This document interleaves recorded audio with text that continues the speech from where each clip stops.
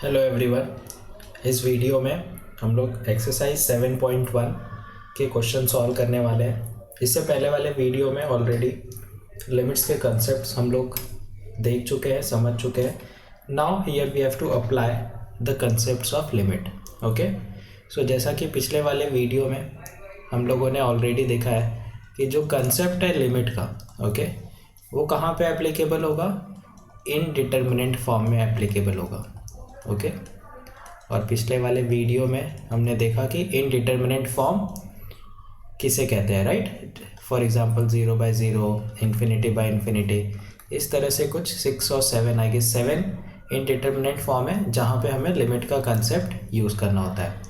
Quickly I will revise you. हमें right hand limit निकालना होता है और लेफ्ट हैंड लिमिट निकालना होता है। जब ये दोनों एक दूसरे के बराबर हो जाते हैं तो हम कहते हैं कि लिमिट क्या होती है, एग्जिस्ट करती है, और वो पर्टिकुलर वैल्यू हमारी लिमिटिंग वैल्यू हो जाती है। Okay, this is the basic concept. Although now we are going to learn how to solve the problems of limits by using factorisation, rationalisation, और जैसे जैसे आगे क्वेश्चंस आएंगे we will be using that part. Okay, चलो, so let's start with the first question from the exercise 7.1. Okay,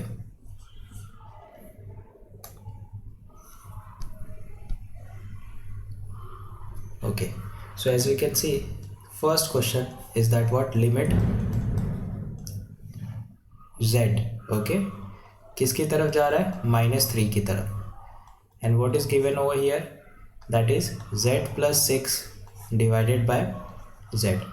okay, so यहाँ पे सबसे पहले हम लोग चेक करेंगे जो फंक्शन हमें दिया गया है यहाँ पे। ओके, इस फंक्शन में ये जो z किसकी तरफ जा रहा है? -3 की तरफ जा रहा है। तो सिंपली हमें z की वैल्यू -3 इस फंक्शन में रख के देखना है क्या ये इनडिटरमिनेंट फॉर्म क्रिएट कर रहा है क्या।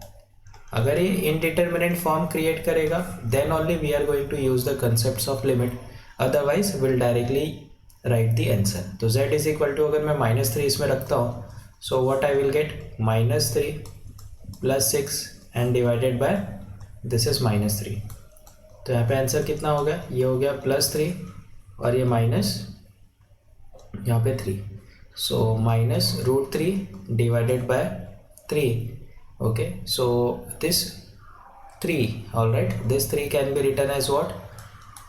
ये -√3 और 3 को हम लिख सकते हैं √3 into √3। So this will get cancelled out and the answer will be -1/√3। So this is all first question will be solve. तो इस तरह काफ़ी इजी क्वेश्चन है। ओके, हमें सिर्फ और सिर्फ क्या करना है? Limit z is equal to -3 रख देना है। ओके, चलो, now let's go for the question number 2। Okay, so in question number 2 what is given? Limit y किसकी तरफ जा रहा है? -3 की तरफ जा रहा है। Okay, now what is given to us over here? y⁵ plus 243 divided by y⁵ plus 27. all right, now see over here how are we going to solve this problem. so इस क्वेश्चन को solve करने के लिए actually ये जो question है ना, ये सॉल्व बहुत इजीली हो जाएगा if we know one property. okay, and what is that property? we have to remember this, that limit x tends to a, अगर x⁴n है, ओके, एंड प्लस a⁴n, यहाँ पे माइनस होना चाहिए, ओके, बिकॉज a की तरफ जा रहा है ना ये, तो ये हो जाएगा -a⁴n divided by x - a। अगर इस फॉर्मेट में अगर हमें कोई लिमिट मिलता है तो इसका रिजल्ट होगा यहाँ पे जो भी कुछ पावर लिखा है, isn't it, that power n a, whatever the a is written over here, और जो पावर था उसे हमें एक माइनस कर देना है। This is the standard results which we can use to solve such problems. Actually इस प्रॉपर्टी के ऊपर बेस्ड क्वेश्चंस हमें नेक्स्ट एक्सरसाइज में मिलेगा, but we can solve this problem also. Okay, so यहाँ पे अगर हम देखेंगे तो let's convert this question in this format. तो लिमिट y टेंड्स टू क्या हो जाएगा? -3, so I can write this as y⁵ अब देखो यहाँ पे जो प्लस लिखा है, क्या मैं उसको माइनस और माइनस टाइम्स ऑफ 243 लिख सकता हूँ? Yes, I can right in the similar way.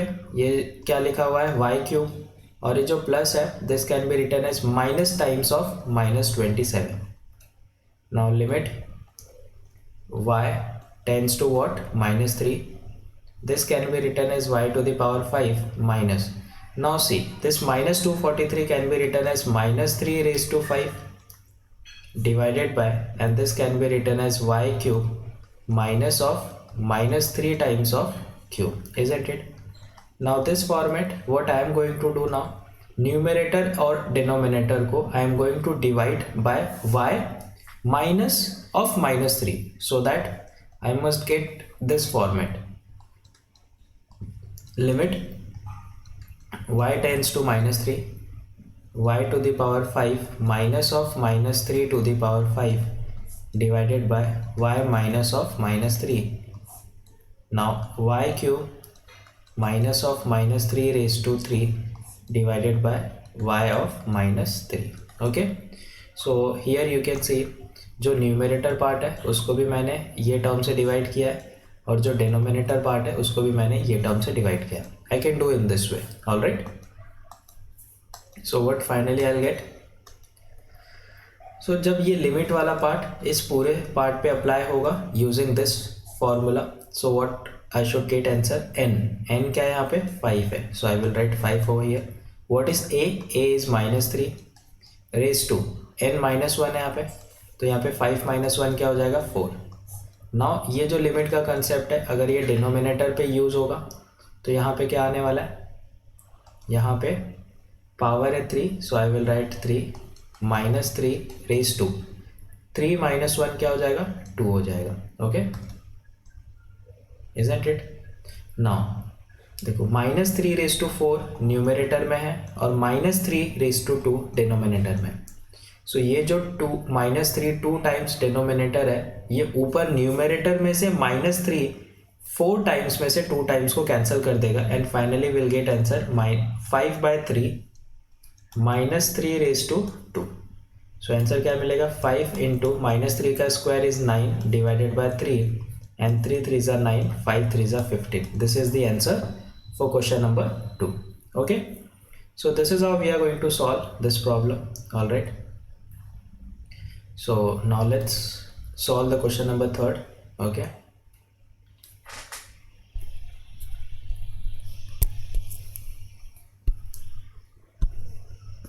so question number 3rd, what is given? It is given limit z tends to, it's again -5. okay, और यहाँ पे दिया 1/z plus 1/5 divided by z plus 5. All right, now we have to solve this problem. अब इसको हम कैसे solve करेंगे? इसको सॉल्व करने से पहले अगर आप ये z इज इक्वल टू -5 इसमें रख के देखेंगे तो will get 0/0 format, isn't it? तो वो इनडिटर्मिनेंट फॉर्म क्रिएट करेगा। तो अब इसे सॉल्व कैसे करें, isn't it? We have to do some simplification. तो सबसे पहले न्यूमरेटर को सिंप्लीफाई करते हैं। I can do cross multiplication over here, so I will get 5 1s are 5 plus z divided by 5 times of z, okay, and whole divided by z plus 5। Limit z किसकी तरफ जा रहा है? z जा रहा है -5 की तरफ। ओके, ये वाले z को भी मैं ऐसे ही क्रिएट करता हूँ, ऐसे लिखता हूँ। Okay, so I can write limit z tends to -5, यहाँ पे क्या मिल गया मुझे? z plus 5 divided by, denominator में भी है z plus 5, and there is one more term that is 5 times of z। तो देखो ये टर्म कैंसिल हो गया, क्यों? Because z plus 5 is not equal to 0। So what we got, that limit z tends to -5 और 1/5 times of z. So just apply this value in this function, and I will get 5 of -5, and answer is -1/25. This is the answer. Okay, chalo, now let's go for the question number 2 and the first question.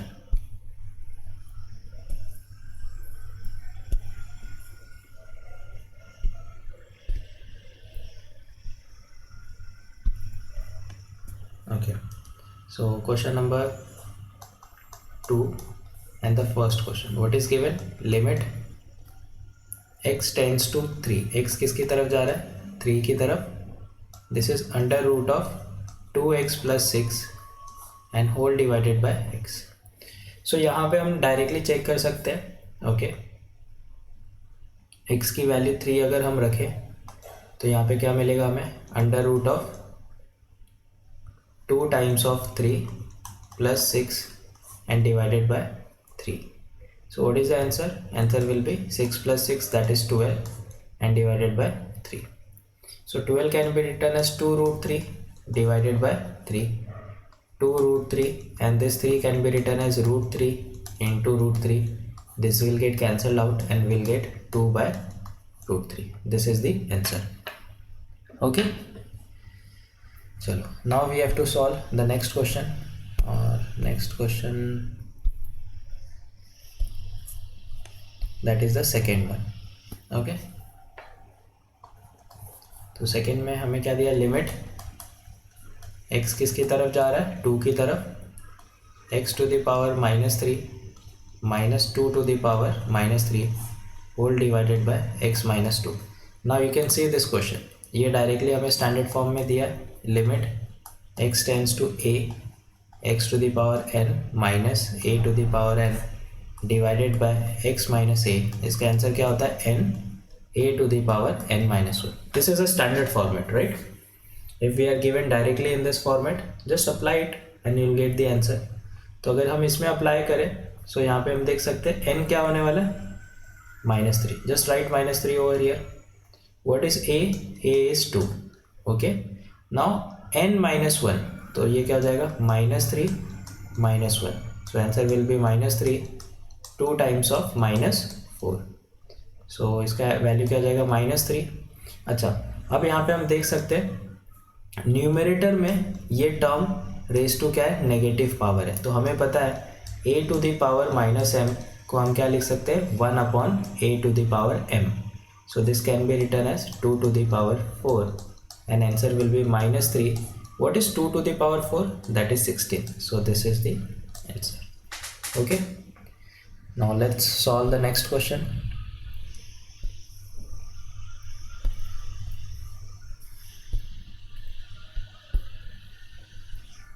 Okay, so question number 3rd. What is given? Limit x किसकी तरफ जा रहा है? 5 की तरफ जा रहा है. Okay, again the same kind of question. X cube minus 125 divided by x to the power 5 minus 3125. Okay, तो यहाँ पे देखो क्वेश्चन देख के ही हमें समझ में आ रहा है कि ये किस फॉर्मेट में हमें इसे लेकर आना है या फिर किस स्टैंडर्ड फॉर्मेट से सॉल्व होगा. तो x to the power n minus a to the power n divided by x minus a, और जिसका वैल्यू हमें क्या मिलता है? n a to the power n minus 1. तो यहाँ पे हम क्या करने वाले हैं? Let's bring this question in the standard format. तो लिमिट x टेंड्स टू 5, इसको मैं लिख सकता हूँ एक्स क्यूब माइनस 125 को हम लिख सकते हैं 5 क्यूब, और ये हो जाएगा x टू द पावर 5, और 5 रेज टू 5 करेंगे तो विल गेट 3125. बेसिकली जो है उसको हम लिख सकते हैं 5 टू द पावर 5. अब हमें क्या करना है? न्यूमरेटर और डिनोमिनेटर दोनों को किससे डिवाइड करना है? x माइनस 5 से, ताकि हमारा स्टैंडर्ड फॉर्मेट क्रिएट हो जाए. तो ये हो जाएगा 5 cube divided by x minus 5 and whole divided by x to the power 5 to the power 5 divided by x minus 5. Okay, so ये पूरा हमारा फंक्शन बन गया. अब जब लिमिट न्यूमरेटर पे लगेगा तो using this format what I can right? 3 a का वैल्यू है 5, और यहाँ पे क्या हो जाएगा? पावर में जो भी यहाँ पे n लिखा है ना उससे एक कम वैल्यू यहाँ पे आपको लिखना है, क्योंकि n माइनस 1 है ना. तो यहाँ पे 3 है तो यहाँ पे आ जाएगा 2 डिवाइडेड बाय यहाँ पे आएगा 5 रेज टू क्या आना चाहिए? अगर यहाँ पे 5 लिखा है तो ये हो जाएगा 5 minus 1 4. Okay, so what is the answer? 3 divided by 5 into, यहाँ पे देखो न्यूमरेटर में 5 2 टाइम्स है बट डिनोमिनेटर में 5 4 टाइम्स है. सो ऊपर वाला 2 टाइम्स 5, नीचे वाले 4 टाइम्स में से 2 टाइम्स को कैंसिल कर देगा and finally will gate 1/5 to the power 2. So what is the final answer? That is 3 divided by 5 का square 25 and 25 5 is 125. This is the answer. Okay. चलो now the question number 4th and this is important. Okay. तो अगर कभी अभी कोई भी unit test होने वाला है या फिर कोई भी सेमेस्टर एग्ज़ाम होगा, so there is high chances कि ये क्वेश्चन हमें पूछा जा सकता है हमारे एग्ज़ाम में भी पूछ सकते हैं और वैसे भी इम्पॉर्टेंट है ये. ओके, क्योंकि यहाँ पे लिमिट का कंसेप्ट तो यूज़ हो रहा है और साथ में थोड़ा सा अलग है. ओके, तो देखो क्वेश्चन नंबर 4th क्या यहाँ पे दिया है. यहाँ पे दिया गया है कि लिमिट x किसकी तरफ जा रहा है, 1 की तरफ, x to the power 4 minus 1 divided by x minus 1. और ये लिमिटिंग वैल्यू किसके बराबर है, limit x tends to a x cube minus a cube divided by x minus a. अब इस क्वेश्चन को अगर ध्यान से हम लोग देखें तो ये दोनों के दोनों किस फॉर्मेट में दिए गए, limit x tends to a x to the power n minus a to the power n divided by x minus a, और जिसका वैल्यू क्या होता है n a to the power n minus 1. So apply this format on this left hand side, so we will get. अच्छा, इसको हम ऐसे लिख सकते हैं, लिमिट x किसकी तरफ जा रहा है, 1 की तरफ, सो x टू द पावर 4, और ये 1 को भी मैं क्या लिख सकता हूँ, 1 to the power 4 divided by x minus 1. Limit x tends to ये तो एज इट इज़ हम इसको लिखेंगे x cube minus a cube divided by x minus a. Okay, जब इसमें अप्लाई होगा तो n इज़ 4, a का वैल्यू क्या है 1, और यहाँ पे 4 minus 1 3 which is equal to, यहाँ पे क्या हो जाएगा 3 a to the power square. अच्छा, 1 raise to anything is 1 into 4 is 4. Okay, so will get 4 is equal to 3a square. So a square is equal to 4 divided by 3. So what is the value of a, that is plus minus 2 by root 3. Okay, so this answer we can get it, isn't it? So these are the possible values of a that can be, these are the possible values of a. Okay, so इस exercise में I guess question number 3rd is remaining, that we will do in the next video. Thank you so much guys. If you find any difficulties or any sort of doubts, do let us know. I'll definitely get back to you. Thank you so much.